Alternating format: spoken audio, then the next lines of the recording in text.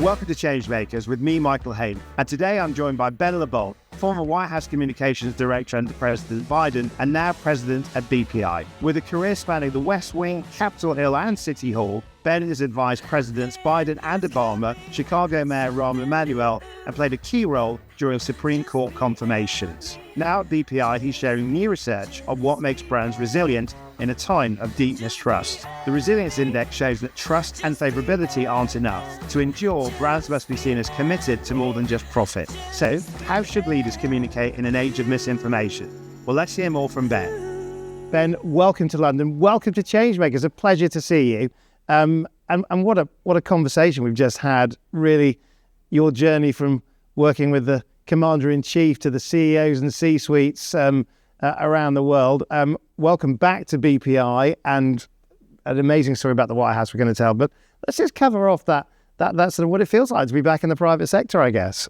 Well, look, my schedule's a little bit better. That much. I got like some portion of Sundays back. So there's an upside in that. Look, you know, part of the reason I came back to BPI was whether when I was at the White House or here at BPI is just grappling with the changing communications environment around us. And one of the reasons I came to BPI in the first place is I believe this is the agency in the group that has the smartest set of tools to figure out exactly where information consumers are going today, where are they getting their sources of information, how are they dealing with the rise of creators and the migration to TikTok and all these other sorts of platforms. And the media is trying to adapt too, and we're trying to follow them along in their journey. So really great to be back. It's great to have you back. I mean, I suppose in terms of, you know, you've got your Sundays back, but in terms of your compare and contrast, who's got to learn something from who in comms? I mean, is it government that should learn from the private sector or vice versa? How do you find the styles in terms of that, the role of the comms director, the role of the role of the communicator? Yeah, look, I think that the best approach for me is always the most campaign-oriented and the most integrated. And so, you know, many organizations we've worked in, certainly the government, it's very bureaucratic and things are divided between communications and press and digital and stakeholder outreach. And they're in bureaucratic organizations that were built 50 years ago, and they're not necessarily modernized for the modern communications environment. And so, you know, what we know about how to reach people today is that they're getting sources of information throughout the day. They're getting it in their cab on the way to work. They're getting it in the elevator. They're catching a moment of television when they're walking to the audience. They're getting it on their smartphone. And so trying to build an organization, whether it's the government on the private sector side, that reaches people throughout their day with information that is relevant to them is a task that we are all trying to figure out. And I think that's, you know, I was trying to figure that out in the White House, how to reorganize that bureaucracy to be able to deal with this changing communications moment. But I got to tell you, it's much easier to be able to meet that demand in the private sector. Now you've been speaking to a full room of leaders this afternoon about, I suppose, the campaigning mindset. And of course, when we think about campaigns, I think a lot of people will understand it from a political leader's point of view, a party's point of view, trying to get the votes for government. But do you get the sense that actually there is almost like the voter mentality that the private sector has to go through in terms of campaigning for mind share, campaigning for preference? And I guess, do you see it sort of in terms of its vibrancy and the innovation in terms of how the private sector may have picked up the mantle?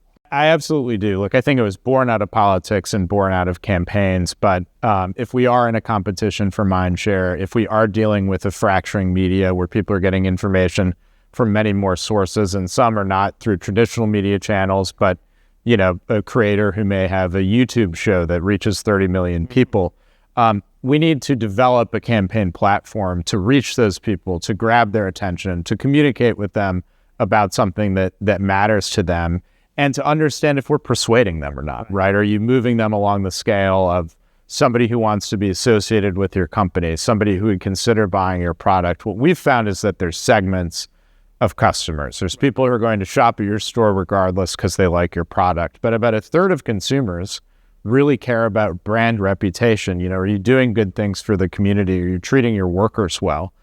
Questions like that they'll ask before they make a purchase decision. So you have to have a campaign mentality. Well, exactly. And it's almost like the vote for preference, right? I mean, you've been launching the Resilience Index this week. And I think that's closely allied to this in terms of the relationship between consumers, employees, stakeholders, and the organizations that are asking for their loyalty.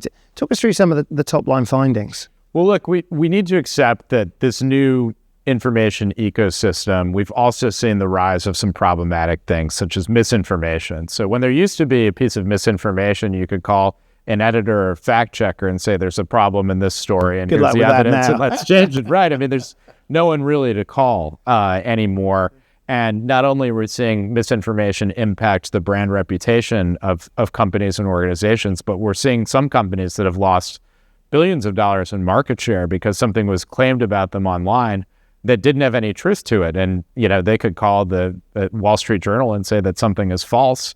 But ultimately that didn't reach the online ecosystem and really respond to that. And so the Resilience Index was built to test misinformation against brands and determine whether there are some brands that could better withstand the misinformation than others. And what we found is that brands that had done the proactive reputational marketing work to establish a set of values that their stakeholders cared about and made them trust them more when they were exposed to misinformation about the company. And it really had a 2x difference. It's almost like an investment in your long-term future. It is. And to do so in a proactive way before you're attacked, before there's a piece of misinformation that's spread against you is really important because you have to establish trust in the leadership to be able to be durable in these moments. And the truth is, pretty much every single brand is going to face misinformation or attack against them in this ecosystem. And so you've got to be ready for the moment that somebody makes a claim. Do you think they accept that? I mean,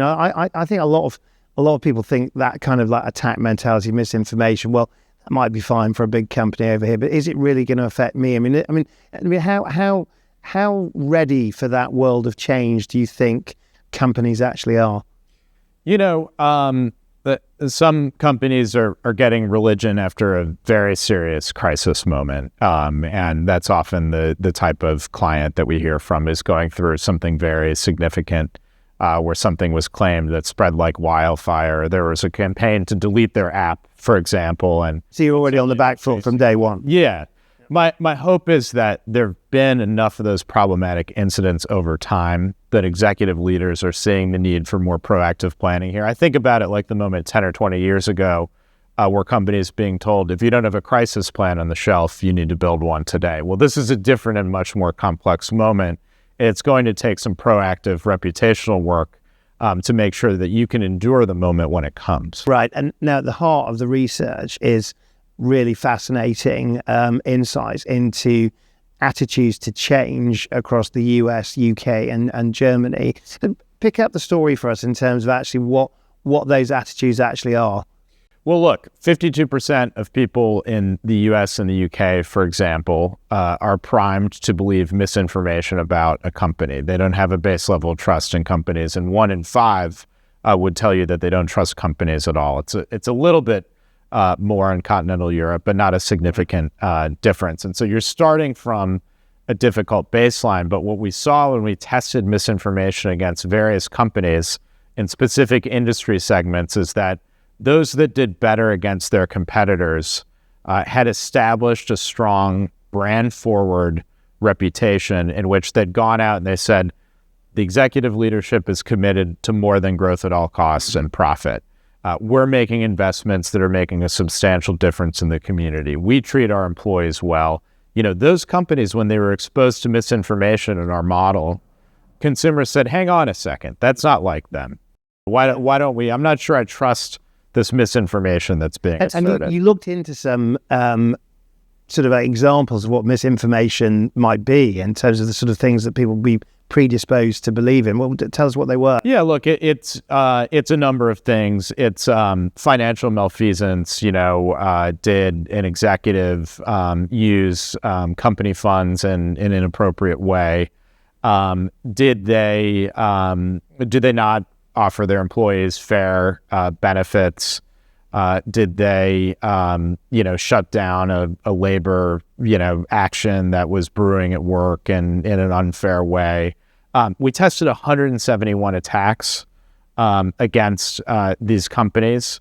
And again, what we saw across the board, whether it was auto industries or consumer packaged goods, we went down the line, and it was the companies that had done the proactive work beyond just product marketing, beyond just buy this product because it's a good product and we'll sell it. Those that went a few steps further and established what the brand stood for, withstood these attacks much better. We've talked a bit today about a kind of post-truth world, and I suppose why I was mulling on this sort of idea that, well, is it just where the best story is always going to win, right? That actually if you can tell something which is so salacious, so interesting. I mean, I wonder whether that's a pivot back into the political world where we are just, there's an element of what I say becomes reality.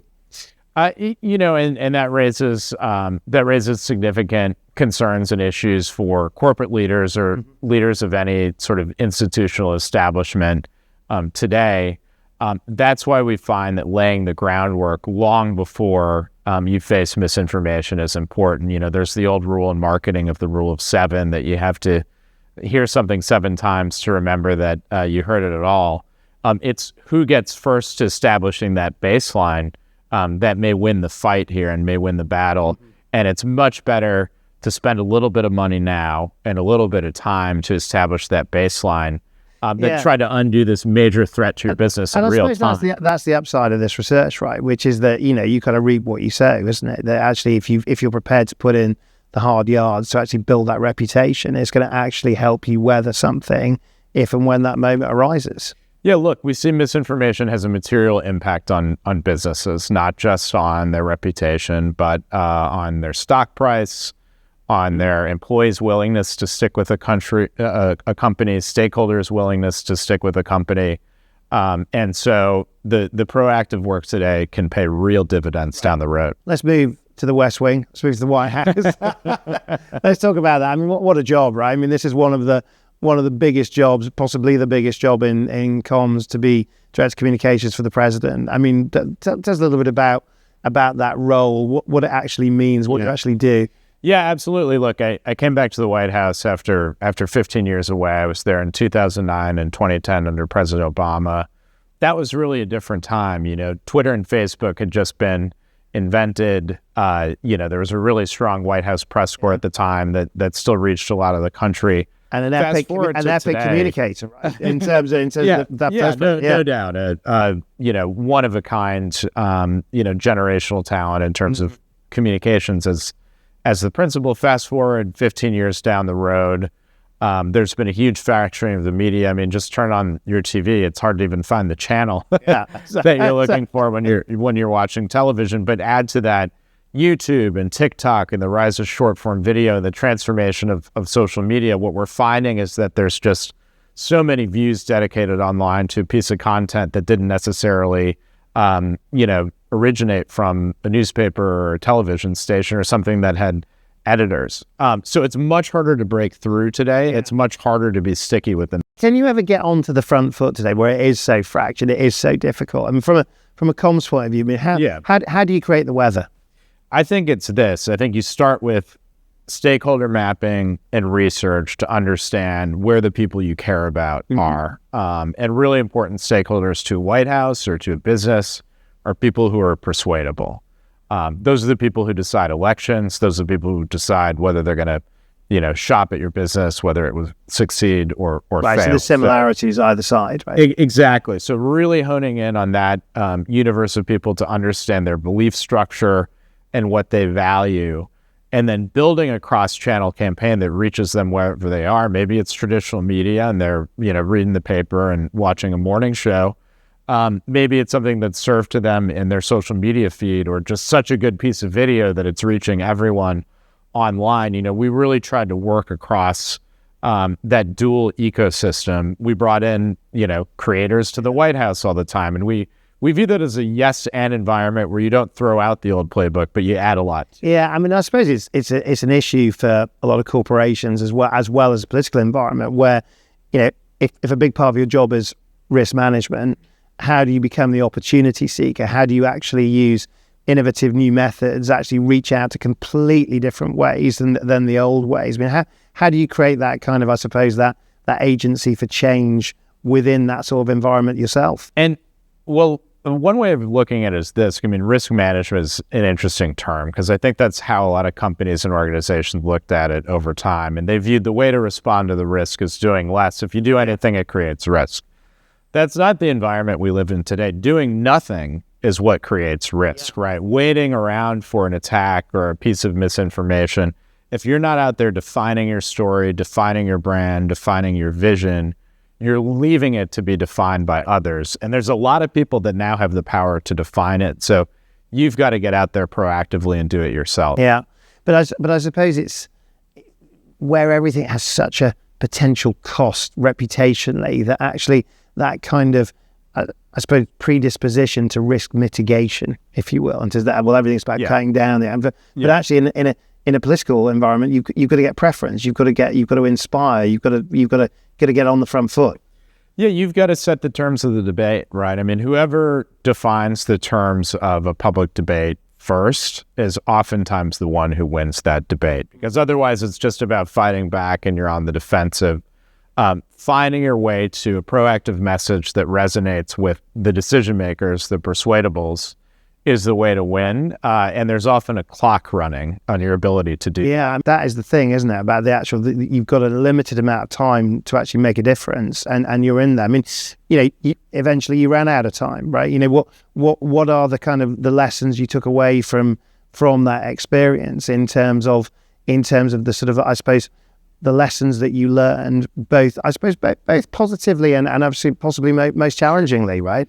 Look, this is a difficult time to govern. It's a difficult time to lead any organization right now, specifically in the 4 years since the pandemic. I mean, there'd been, economic anxiety out there beforehand. We've had change elections in the United States, every election cycle since 2006 with one exception. And so it's a volatile environment around there. People felt a loss of control coming out of the pandemic. They were impacted by inflation, many for the first time in their lives in a significant way. And that was really felt around big factors. The world. Yeah, big factors. I think, President Biden went into office. He was focused on addressing the crises, right? Getting us out of the pandemic, getting from an economy that was flat on its back to the strongest in the world, rebuilding our democratic alliances around the world. He achieved those things, but the average person is not necessarily focused on macro issues. They're more focused on their day-to-day and their kitchen table. And we tried to do everything we could to communicate around that, but like 80% of incumbents around the world these past 4 years made a change. Right. I mean, having worked with two very different presidents, do you think that the commander-in-chief sees themselves through the lens of the communicator-in-chief? I think they often do, but there's very different styles that we've seen in our presidents, and I had two different experiences on that front. President Obama was a leader who came up through a grassroots movement, started as a community organizer. His ability to create change was defined by his ability to move the public, and everything was a public appeal and a public campaign. President Biden had the wisdom and experience of 50 years in public office and the depth of relationships that have been built domestically and globally to create change, understanding exactly what the incentive structure of each leader and each voter in that ecosystem was, and then being able to pass big things and drive change, whether it was expanding NATO or, passing an infrastructure bill back home. So they were stylistically different in terms of their leadership style. And as communicators, President Biden was a creature of the Senate. And so he loved giving a speech. Yeah. And probably more technically oriented in that respect. Yeah. I suppose that covers 44 and 46. Let's talk about 45 and 47 in terms of President Trump. I mean, because this is a president that kind of understands the power of communication, whatever you think, positively or negatively. Yeah. I mean, this is somebody that knows how to create a story that people will pay attention to. Yeah, look, I mean, I think ultimately he's somebody who understands the modern media ecosystem that benefited him during the campaign. It's helped him establish a ubiquitous brand across the country. He's done that as communications has changed over the years. So he had an ability to do that with, tabloids in New York in the 1980s. And today, it's really an extension of the brand he built for himself on reality television, on The Apprentice. He's always got the cameras running and is creating a moment for that. Some of the moments are not moments that appeal to me, but they're certainly reaching people. The way I sort of think about it is kind of like, a master of publicity, no doubt, but is he a master of reputation? I mean, what does this all add up to in terms of the longer term play, in terms of what he's going to be remembered for, what the legacy is? Because this is a president with time that's going to run out as well, right? Yeah. Well, in service of what is a fair question, but I think where the strategy has started to see some holes in it right now, he's seen a 10-point dip in his approval rating since he took office, which was very fast, is that the strategy is built around appeals to the base and fights with the left, but it's lost the focus of the persuadable voters. The persuadable voters were told he was going to bring down costs on day one and bring down inflation on day one and spend every day focused on that. And so when he does things that are having the opposite impact, and when he does some of the things that feel like a little bit more aggressive in the political stunt category, that tends to turn off persuadable voters who are actually not very political, who really need to be engaged by campaigns. So the shock value does not lead to anything. It doesn't tend to appeal to that demographic. Signal rather than noise, I suppose, is the question. Yes. Just thinking about, I suppose, the lessons from all of this is that, we're talking in London, we are talking on the day that the US and the UK are about to announce a trade deal. For a president that was elected on a mandate that seemed very domestic and quite insular, this is a president that has caught the attention of the world in quite a big way. What's your advice for a country like the UK in terms of how it communicates back the other way? Because we've got corporations that want to trade, film companies that want to make films. We've got companies and people that really want to stay on the right side of the US in an environment where that seems to be a very difficult thing to do. Yeah, look, I think Prime Minister Starmer has played this in a smart way. He got to the front of the line here, and he had a strategy that I think hopefully will be mutually beneficial through a process that was a volatile process established by the United States. At the same time, I would say be clear about where your red lines are, right, and make sure that the policy outcome is actually what you're seeking, because some of the people who've sought a specific outcome have not gotten what they intended. Right. Now, last question, if I may. I mean, I understand that President Biden had some comments about President LaBolt as the new president of BPI. What was that? What was the message?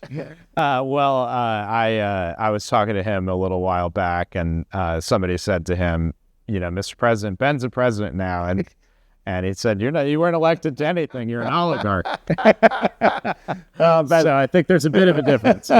Brilliant. Well, listen, great to have you back at BPI. Thanks for sharing the stories of not just life in the White House, but I suppose consequences for companies, consequences for corporations, and that this whole sort of incredible sort of era that we're living through, where I suppose we're going to see just so much change in our own industry of communications. Well, it's a great way to close out the Changemakers podcast, Michael. Great to be here with you. Great conversation today, and look forward to spending more time in the UK. Thanks, Ben.